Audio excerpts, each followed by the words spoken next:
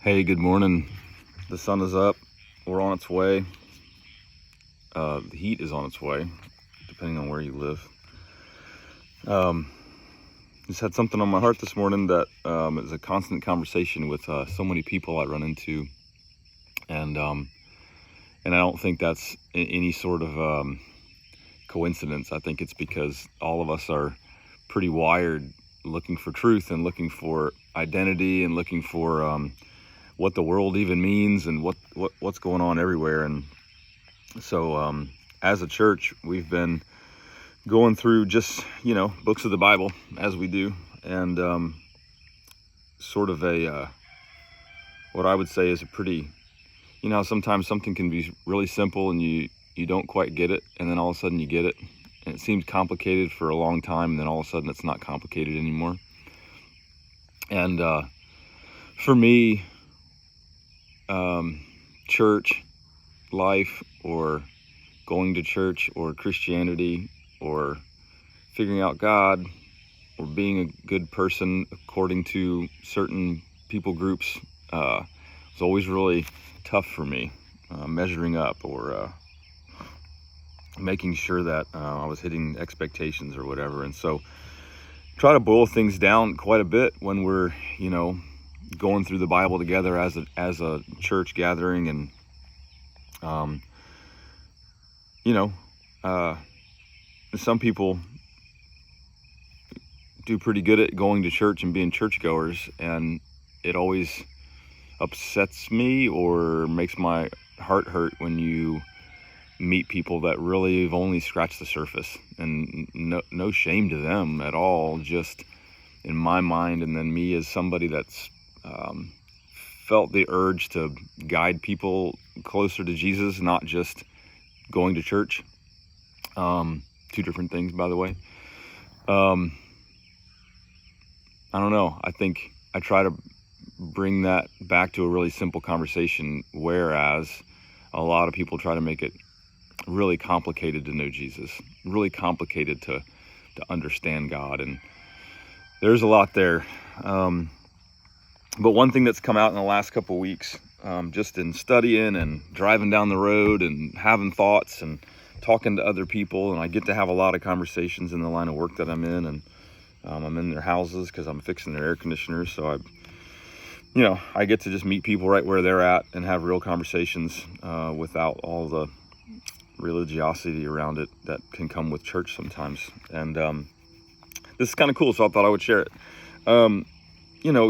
A lot of people, you've got a Bible, and probably sitting on a shelf somewhere.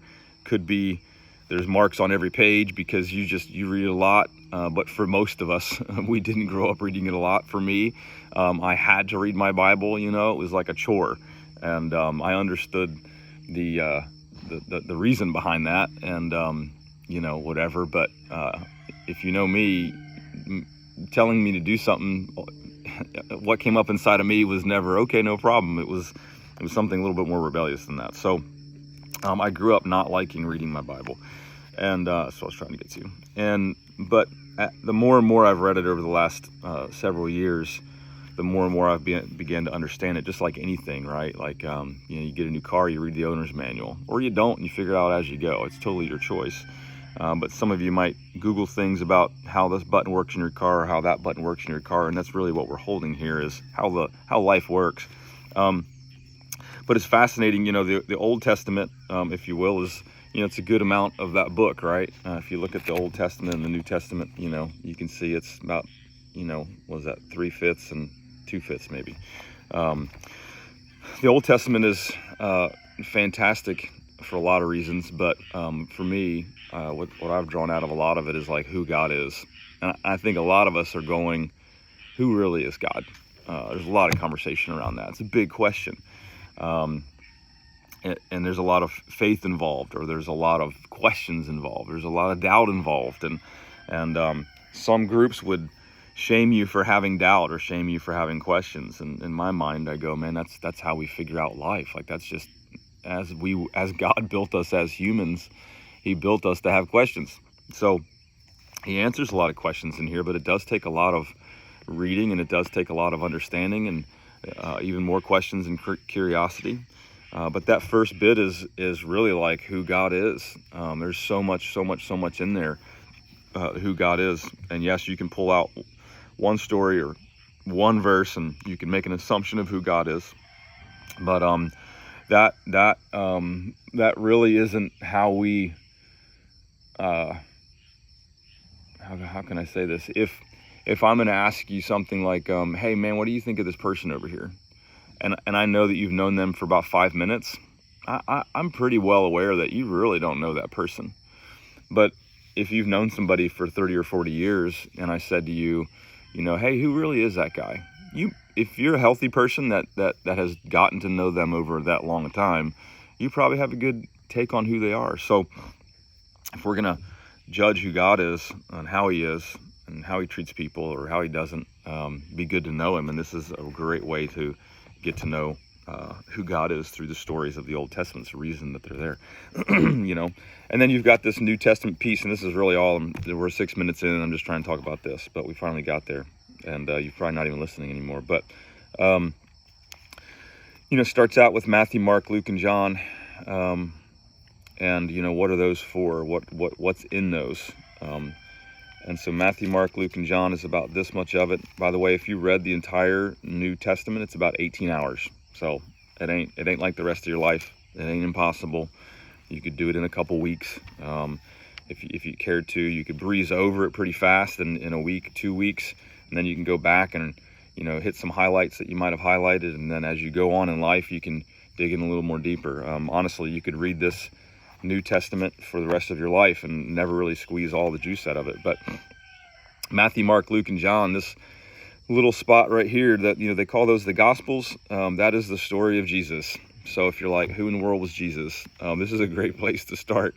And instead of believing one guy or one friend or one Instagram post of somebody you don't even know that's just obviously butthurt about humanity and life and whatever, like we never know what motives are behind people on the internet. We don't even know the people. But Matthew, Mark, Luke, and John, that is going to give you 4 accounts of really the story, the life of Jesus. And again, I grew up going, okay, the Bible verses, chapters, verses.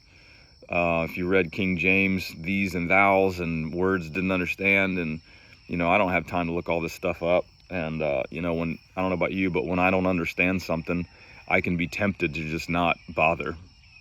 I can just pass on and just go, yeah, I'm too busy for that. I'll come back to that. That's probably important one day. Maybe when I'm old and bored, I'll read that thing. So maybe now I'm old and bored. Certainly not bored, definitely older. But Matthew, Mark, Luke, and John, 4 different people. Now remember, these are just people like you and me. If you grew up in an environment that put them in stained glass and memorialized them and lifted them up as like extra human or godlike status, or called them saints, and maybe you didn't realize that if you believe in Jesus, you too are a saint. So they are on the same playing field as you. They lived, they breathed 2,000 years ago. They had, kids and aunts and uncles and jobs, by the way. And they had issues, they had anger issues. They had selfishness issues. They lived the entire human experience that we live. So I don't know, that might have just let a few of you off the hook there. But sometimes we grow up in places where maybe the passion of a pastor that really loved the words that these people had given, maybe sometimes we saw that and went, oh man, those were guys that I could never even come close to being like. That wasn't the purpose of this. And if you read all the verses, not just some of the great verses, the coffee cup verses, you'll see guys like Paul saying, I'm the chief of sinners. Like whatever I'm trying to do, I don't do, and whatever I don't want to do, I do. Like if you really read it for who they are, you will see, oh, wait a minute, these guys were humans. They did extra human things. They did things that, only God helping them do could help them do. But it's pretty fascinating. So Matthew, Mark, Luke, and John, 4 guys that were inspired by the Holy Spirit, by God, to write down the life story of Jesus. And so when you think of the life story of somebody, you think of like, what is that called, a biography or an autobiography? I get those two confused. But when you see the story of somebody, what are you picking up? If you read a biography of a president or of a successful business person or a philanthropist or whatever else, when you read something like that, what are you really absorbing? Sure, you absorb data, right? You absorb dates, you absorb how much they gave, or what their family said about them, or how they grew up when they were a kid and how that formed them into somebody that, went on to fight this thing in life, right? That's the kind of the common story, right? But that's kind of what you're getting here. What you pick up is you pick up like who that person was. You don't just pick up what they did. You don't pick up their accomplishments. You start to pick up like why they ended up accomplishing that. You start to pick up what drove that person. If you read a biography or an autobiography just for a list of accomplishments, you could do that on one page, right? Like you could just list things out and be like, oh, done. I know all about this person. But you don't. What we are doing as humans is we're going, what made that person tick? Like what made them different? And I think, speak for myself, I think the reason that we do that is because we go, what makes me tick? Or what currently makes me tick, I'm not completely happy with. What made them tick? And maybe that can make me tick too. I don't know where this is coming from, but this was not on any agenda. There wasn't an agenda for this. I'm just outside. It's a beautiful morning. It's not 1,000,000 degrees yet in Charleston. It smells really good out here. The jasmine is blooming, and I figured I would ramble. So Matthew, Mark, Luke, and John, what made Jesus tick? What was he all about? Who in the world was he? How did he treat people? How did he treat everybody? Did he treat people differently? How did he answer questions? The answer to that is with questions. How did he go about being persecuted? What was his response? Why in the world would he even go through what he went through? Did he really go through what he went through, or is it just a story? So, you get a lot of that through this. So what's been interesting for me in being in a season of life where I've actually enjoyed reading the Bible, full disclosure, is that going through these Gospels is the beginning of trying to, I've always believed in Jesus. So that's different, could be different for my story than your story. But going through now I want to be curious about who he was. And my curiosity, I'll be really, where my curiosity has come from at this stage in life is, I really want to be a better person.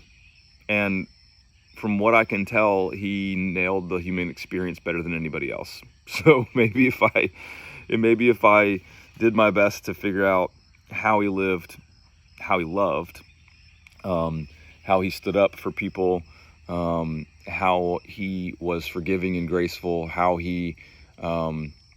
grace may have looked like passivity, but it wasn't. It was love. That's huge for me. So that's why I really love this part of the New Testament, right? The back third or so of the Bible, and that takes a bit to put our arms around. And then there's more books of the Bible after that, and the next one you run into is the book of Acts. It's not, that's pretty long actually, but there's so much in it. We went through it for about a year and a half, and 45 minutes at a time, so it takes a long time to do it, but maybe an hour some Sundays. Some of you watching are like, most Sundays. Sorry that your brunch was late. So the book of Acts is really like the beginning of the church. Jesus lived, right? Here's his life story and his death and his resurrection, and how the purpose that he lived for changed the world forever.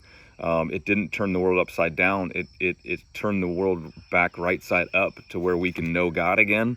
We can get close to God through this sacrifice of Jesus and then his resurrection. So much there. And then the birth of the church, the start of the church. So 2,000 years ago, where did church come from? And again, I'm a question asker. I'm okay, that's cool, man. But why are we doing this again? That was me in my entire school career. What's the point of this whole thing? I already know math. This would be like, hey, how did the church start? why did the church start? Again, we're going back not to just like the story and data of, oh, hummingbird, of, oh,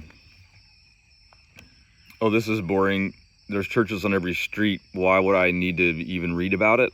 This goes back to like, hey, what was the purpose? Like, what was in these people's hearts when they could not resist giving up everything in their life? Some of them careers, loved ones, homes, towns, lives, right? Spending a life in prison in order to carry this message forward. So literally this book is, the book of Acts, is the start of all these guys and women. When I say guys, it's not a gender thing. All these guys that saw and lived and heard of the story of Jesus going and telling the story of Jesus so that we today would know it and we would be able to be free from sin and shame and guilt because a Savior lived and died for us and we can be saved. So this shows us a lot of things. And this is probably where my heart exists as a person that is passionate about being involved in this thing called the church. A pastor, I guess, which has a lot of different meanings out there. But so when if you ask me like, hey, why are you even involved in this thing? Like, why don't you just do your career and go on about your life and accumulate cool stuff and dream about a successful future and all these different things. I would say I'm hung up. I'm really hung up on the perception of what the church is. I'm hung up on the fact that so many people think about the worst possible stories you can think of, or it's boring, or they're just trying to control you, or that book, the Bible, is just telling me how to live my life and I'm gonna live my life how I want it and all those different things, is because I believe the posture of this book has been poorly misrepresented for a really, really long time.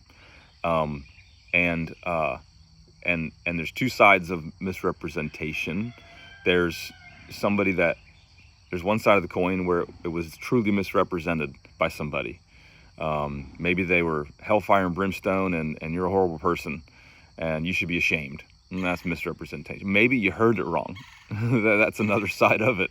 The other side of the coin is you heard something, you didn't like it, and you blamed it on the person that was just reading what's in here. And you never, ever, ever for yourself went into it and went, hey, let me look at that for myself. And I'm a look at it for myself kind of person most of the time. I might believe something somebody says to me for a little bit, but then my insides kind of go, well, maybe they're wrong. Maybe they just heard it wrong. Maybe they have brokenness in their life, and so their ears heard it this way when really it was that way. So if you're interested in, hey, Mary, where did the church come from? I don't want to go yet, or I go out of obligation, or I don't really know why I go if I really think about it. And you want to sit there and go, where does church come from? It wasn't a giant organization. It was a giant movement. It was humans going, what the heck just happened? This changes everything. The world will never be the same. How do I even explain this to somebody? But I've got to talk about it. That's where it came from. So if you're looking for, hey, what's the church? What is the church? What's the posture of the church? Where did it come from? How did it just explode out of nowhere? What was it correcting? What was it turning upside down? That's all in here. And there's lots of people that you meet in here. Some of them are in the first 4 books of the New Testament. Some of them not so much. And men, women that realize there's this message to give. There's this life-giving truth that a lot of people don't know and they need to know, so let's go tell them. This is really as simple as that. And so that's the church of Acts. You might have heard that, right? And this book is called the Book of Acts, and some people call it the acts of the Holy Spirit through the disciples. So it's God's Spirit working through people to start what is called the church, that we would say these days. And so there's lots of stuff in here. There's drama, there's horrific stories, there's miraculous stories. There's just so much going on in this book. If you really slowed down and read it, and you had to reread a few paragraphs here and there, you could take a good long time just reading the book of Acts. There's people that have studied it their entire lives. I think John Piper went through the book of Acts with his church 45 minutes to an hour every Sunday, and it was like 3 years or something, because there's just so much that you can look at. And you take a memory that was written down and you look at it, and then you start to think of context. You go, okay, well, where was, Israel in this moment, like Jerusalem, and what was going on in life, and what was society like, and who was ruling the nation at that time, and what were the political beliefs, and what might somebody have thought. So when you really search for context and you search for those things, you're trying to understand, like, how might I think in those days, and how might those days be similar to these days. So that's why you can take a long time, because you're not just reading a story. You're not just reading a story so you can know about the Civil War, or know about President Kennedy or whatever. You're enthralled, going, what was really going through people's minds? What was humanity like? And am I like that humanity? And what did they learn about life, so that maybe I can learn a little bit out of it for my life. So that's the book of Acts, the start of the church, if you will. How it went from just this guy named Jesus with 12 followers to hundreds of followers, because they were so interested in the way he looked at life, and they saw the fruit out of his life, and they saw how he loved people, and how he answered questions, and how he treated the people around him, no matter who they were, what class they were in, to going just from those few hundred to all of a sudden like hundreds and hundreds and thousands, and then the message kept going. That's what goes on right here. And this is really the point, 22 minutes later, that I was going to do a 2-minute video about, is almost the rest of the New Testament. I'll find it here in a minute. Is this bit right here? Not a lot, right? But that is letters. These are letters. So I don't know if you've ever kept letters or kept birthday cards with something written in there that was just like, oh my gosh, like I want to read that again one day, and you never do. But maybe some of you do. And look, if you pull out a box of cards and read them once a week, it's time to let them go, right? But you start with Romans, and you go on through books that you've heard of, like Philippians and 1st and 2nd Corinthians and Thessalonians and Hebrews and James and all these different books, right? Most of these are letters to the church. They are the epistles. They are letters to the church. They are letters that got people that cared a whole lot, that saw what was going on in this movement. All right, they saw what was going on in this movement and said, hey, great job with this, man. Hey, watch out for this. Beware of this, because human nature is going to cause you to do this. So these were people that were operating inside of this movement. This church that came out of it started to form. There was formation. There was, things that we need to do on, certain days to make sure that, widows were fed, or make sure that kids were noticed, or make sure that, people were held accountable. Like if you're gonna, share this message of Jesus and this Christian thing forward, if you're gonna live this life and say, hey, I'm living this way and I want to follow Jesus, then there was accountability in the church going, hey, by the way, right now you're kind of not. So if your intention is to follow Jesus, let me help you do that, or just maybe decide not to. And that's where one of my passions lie as well, is in the church right now. A lot of people are encouraged to do you, boo, and that you're also just following Jesus at the same time, and they're just two different things. And that grieves me, because I feel like we've got a society of people, and always have. If you read these, you're like, oh, this has been going on for 2,000 years. It's the human experience. It's kind of what we do, is we want our cake and eat it too. We want to be a Christian, but we don't even know what the definition of Christian is. It's kind of wild. What's a Christian? Is this somebody that believes in Jesus?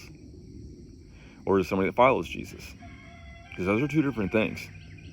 And we get those really mixed up. And I don't know if it's just a human language or what, the English language or what, but we get those mixed up. And to believe in Jesus and to follow Jesus are two different things. I mean, even in one verse in the Bible, and I ain't gonna be able to quote where it is, you can Google it. It's like, yeah, big deal. Even the demons believe in Jesus. I mean, the devil knows who Jesus is, but he ain't a Christian, right? That's pretty extreme right there. But that's kind of something that really hit me probably 15 years ago, being church my whole life and doing the thing. And I believe in Jesus and all this stuff. And it's like, but I wasn't a Christian. I wasn't following Jesus. I knew him. I knew lots of cool verses. I definitely knew the Bible verses that encouraged me to live the life I wanted to live. You know, the ones that talked about like me being wealthy or me being happy or me, you know, finding peace somewhere or whatever the hot button was in my life at the moment. But I definitely wasn't studying the ones that were like, you know, live your life as a living sacrifice. Like burn the things out of your life that are keeping you from being close to God. Like take the things that you love, that your humanness loves, and like burn them out of your life. I wasn't reading those things. And if I had been around Jesus, if any of us had been around Jesus, you would have picked up on this. You would have picked up on this thing where you're like, man, he does not do anything that's going to separate him from God. Like he lives the human thing. Like all the temptation is here. The alcohol, you know, the women, the success of business, the money, the accumulation of things. And the Bible says he didn't even have a place to lay his head. Like he didn't even like rent an apartment. And you can say, yeah, but he's God, that's different. No, it's not different. Like he on purpose came and lived life as fully as a human being, in all of the things that we go through. My man got sunburned. My man probably ate bad food from time to time. Like all the things that we go through. He had friendships that failed, you know, people that hated him, that didn't when he was doing what they wanted. All the things we go through. And so, trying to get my thought back, my train of thought, that's the part that I think I really find myself as a 48-year-old doing my best as a follower of Jesus, is looking around and going, how do I explain to the church, which would be people, or I would say people that go to church, broader people group, there's so much more to Jesus than maybe you've assumed. I'm not going to blame it on a bad pastor or blame it on a bad message or blame it on whatever, because we can't just blame the message giver for us not being curious enough about the message. We just can't. I mean, this message is amazing, and Jesus has been reaching out to you your whole life in one way or another, in your trials and tribulations or in your joys and things you're grateful for. So these letters, the epistles, you've got the gospel, you've got Acts, and you've got the epistles, right? These letters to the church, which is where we're studying now as a church, is they're so relevant. Relevant then, relevant now. Why? Because humans are about the same now as we were then. We've got pride, we've got ego, we've got selfishness, we've got envy, we've got lust, we've got all the same things that drive us or hold us back exist now that existed then. So these are incredibly wise leaders in the church, inspired by God to write a letter to a church saying this, and this. And so this first bit of Romans, the first 11 chapters of Romans, and if I'm boring you can skip, but the first 11 chapters of Romans is Paul. Whole other story on Paul. You should look him up. That's a story. What a guy. The first 11 chapters is Paul talking about Jesus. He's talking about the point. He's kind of not summoning this up, but he's laying this foundation for the reason we are a church at all. He's laying the foundation for why Jesus lived and died and rose again. He's laying the foundation for we all need Jesus. Nobody gets away with it. Nobody's just like, I do good things and I get to heaven. Like that's just not even a thing. So he does a great job of going, here's why you need Jesus. Here's who Jesus was. Here's why you need him. But P.S. every one of you do. and here's how you get him, and it has nothing to do with how hard you work at it, which humanly, that's hard to even comprehend. So that's why he takes 11 chapters to do it. And then this is where we found ourselves as a church, is this word therefore in chapter 12. Chapter 11 ends, and it says, I appeal to you therefore, brothers. So all of the people in the church, he's going, I appeal to you therefore, brothers. And then he goes into the last 4 chapters of this letter that he wrote to the church in Rome, which is why it's called Romans, saying, this is how we are to be as a church. As the church. If we are going to organize people together to talk about this, Jesus, this is how we are to be. And so the rest of these letters go into letters to the church. And here's what sometimes happens, side note, is we as church folk or Christians or Jesus believers, that's probably 3 different categories there. You can be all 3, but you could also just be one of the 3. Is we take things out of here and then we try to thump people outside the church over the head with it. You got to remember, these were criticisms, like healthy criticisms, rebukes, if you will, words to hold somebody accountable, to say, hey, hold on.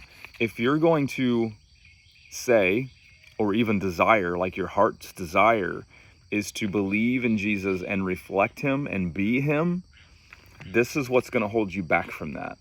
Not necessarily shame on you, you're out of here, you don't measure up. None of us measure up. Paul himself would say, I just don't measure up.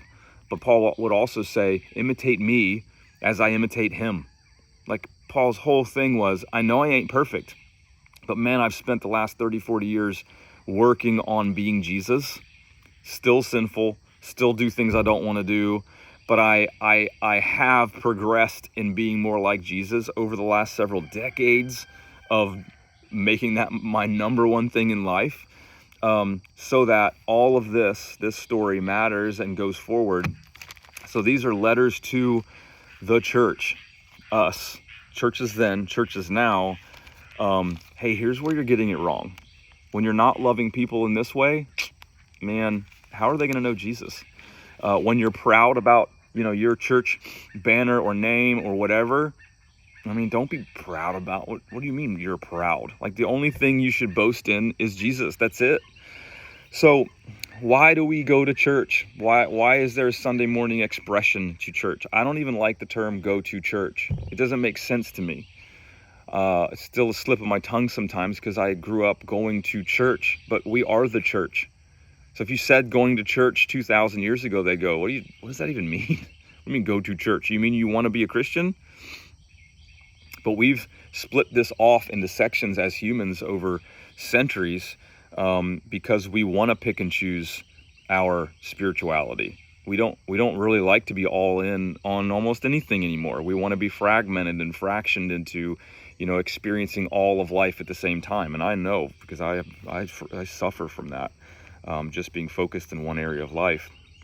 But we get together as a gathering of the church on Sunday morning. We are the church. Like if you've said, man, I believe in Jesus. I don't know it all yet. I'm still jacked up and imperfect, but I believe in him. You're part of the church. And then you start this journey of figuring out more and more of how Jesus lived, how he treated people, and how you, through his power only, not by you controlling your attitudes and like doing all the right things and tithing or whatever. That's a whole nother hour on that. But that should be our curiosity. Church, even though I'm still trying to figure out what does it even look like to do a Sunday church gathering. I'm still trying to figure out like what's the healthiest way to just get together on a Sunday to celebrate that Jesus rose from the dead for us, to honor him, to like glorify him with our time. Like I could be doing a lot of things this Sunday morning, including just not anything at all because the week was wild. But maybe I just spend a couple hours or a few hours just being not selfish with my time, even though I maybe need some rest, and I'm just going to be here. I don't expect anything out of anybody that's in this place. I don't expect a perfect message. I don't expect a perfect song. I don't expect, for this person to talk to me. I don't expect for that person to stay away from me. Like, I don't expect anything about this Sunday morning other than, God, I just came to honor you because of what you did. That to me is what Sunday morning is.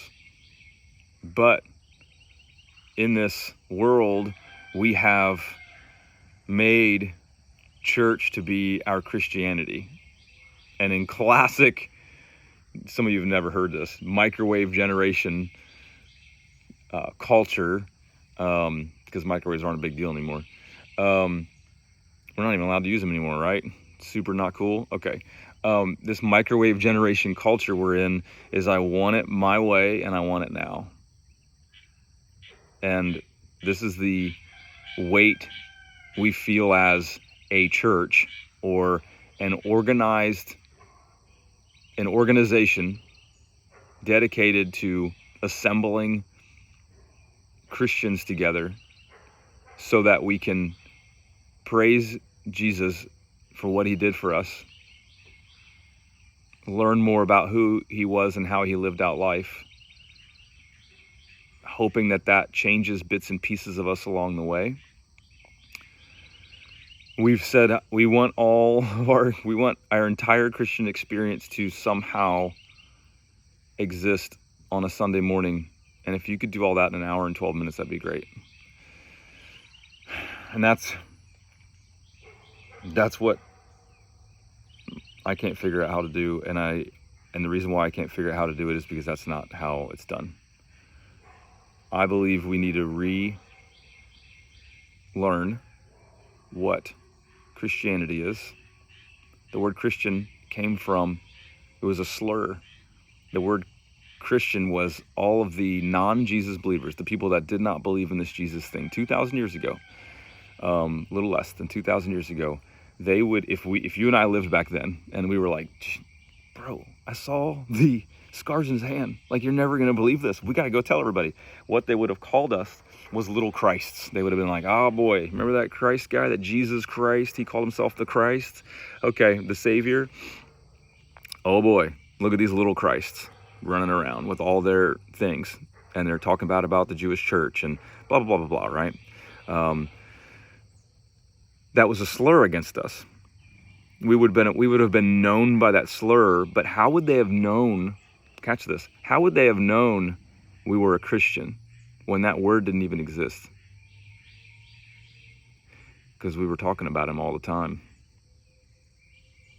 Not because we had a secret gathering on a Sunday morning where we wanted our cup filled and they found out about it.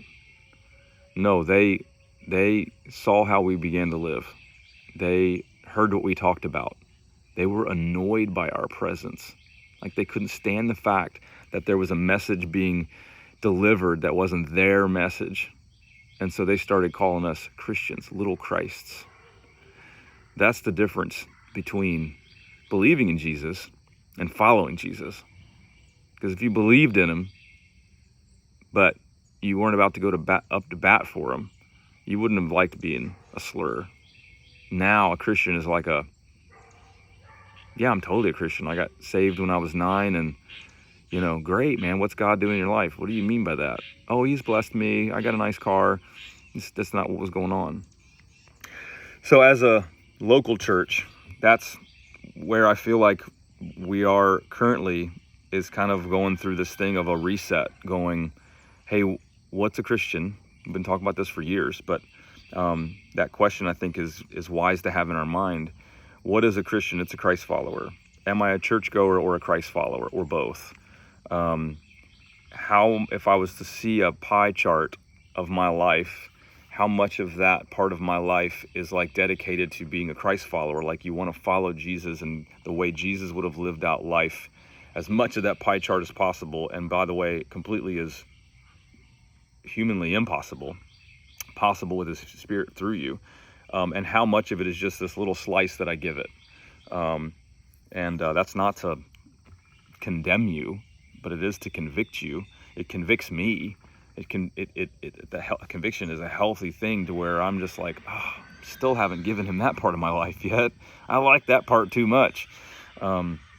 And so that's where we're at in Romans. I can't believe that I would even be in a place in life to where I would want to sit down and video talking about the Bible. It's just not really who I grew up thinking I would be, but yeah, here I am. And what my desire in life is to just meet normal everyday people like you and me, and to have conversations that aren't on the surface level of the weather, the stock market, the new restaurant in town, or any of those things, but really what's like eternally valuable as a conversation. And I feel that knowing who Jesus was, how he treated people, that he would have looked at you or me sitting at this picnic table and said, hey, follow me. He said that not to gain followers like we think of followers. He said that because he knew that the way we would live out life would be full of guilt and shame and trying to do all the right things to impress all the right people. And he said, hey, you know what? There's a different way. Follow me. And so that's what I hope. If you're still even watching this, 41 minutes, what in the world?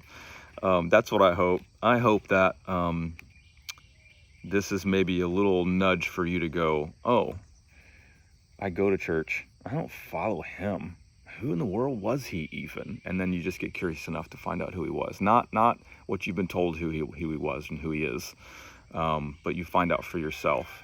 And if you're local to Charleston and you're curious and you want to just go and find a room that does its best, we fail a lot of things, but does its best to dedicate a little bit of time on a Sunday morning to worshiping him and, if you will, trying to figure him out. That's really all we're doing as a church gathering on a Sunday morning. So that is, I think that's really it. The next part that is in chapter 12 of Romans is Paul talking to the church, and the topic of this little group of words that he wrote in his letter to this church says, and he's telling the church to be this way, not non-Christians, not non-church people. He's not talking to some guy on the street that he doesn't like. He's talking to us because he knows how our insides do sometimes. This is called Marks of the True Christian. That's really what caught me as I was reading through Romans, was like, wait a minute, he's shifting to say, hey, if we're doing this thing, this is how we'll be. This is who we will turn into. Now remember, Peter was a total jerk, right? Cutting people's ears off. The sons of thunder, James and John, a couple of disciples, like they looked at Jesus one time when a town didn't really treat them very well, and he was like, yo, we could just can't we just call down fire and burn that whole city up? And Jesus was like, yeah, maybe let's just hold off for that right now. So we're talking about guys that didn't just walk around with halos. They weren't the stained glass guys that everybody, puts in stained glass. But this is a spot where he transitions and says, hey, this is Paul. These are marks of the true Christian. That caught me, man. That caught me. Because if I read through this list, I hit some of these things some of the time, but I don't hit these things all the time. Why? Because God's still working on me. Because I'm still my humanness, who I am as a human being, is still trying to burn out the things that cause me to do the opposite of these things.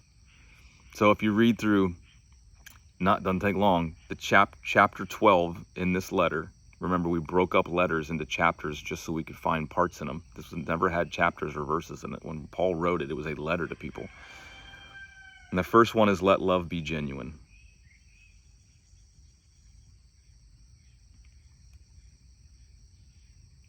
And you know why? Because his love for us is genuine. So if we want his genuine love for us, it works a whole lot better if our love for others is genuine, because then it can flow through us. If our love isn't genuine for other people, sometimes that's because we haven't believed that his love isn't genuine for us. Man, that's really what I want for everybody I meet, is for them to know that they're loved and to know that it's genuine and to know that it's real, and it's the realest thing, the only real thing they can really, really put their arms around and grasp in this world. So you're welcome for the 2-minute video. It's Friday. Have an amazing day. And I don't know, if there's even a place to put comments, put your comments down there. Start a conversation. There's people out there that probably need it.